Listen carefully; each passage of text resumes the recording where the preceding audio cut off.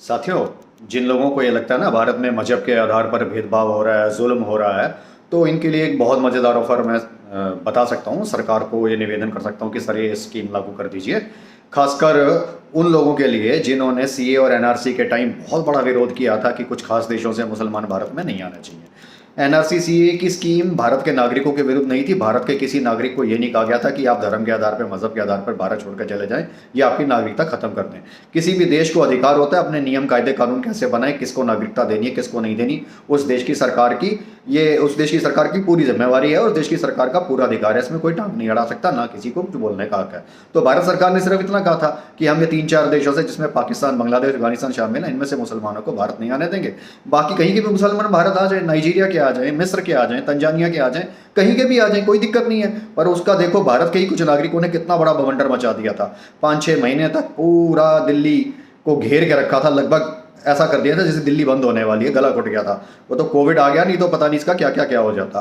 तो ऐसे लोगों के लिए, ऐसे समर्थक लोगों के लिए जो अभी भी ये सोचते हैं कि देश में धर्म और के पंथ के नाम पर और मजहब के नाम पर उनके साथ अन्याय हो रहा है, तो एक बड़ी मजेदार ऑफर सरकार को चला देनी चाहिए कि भाई ऐसा है, आप लोग अगर ये समझते हैं कि देश में जुल्म हो रहा है मजहब और धर्म के आधार पर या भेदभाव हो रहा है, तो आप देश छोड़ के चले जाएं।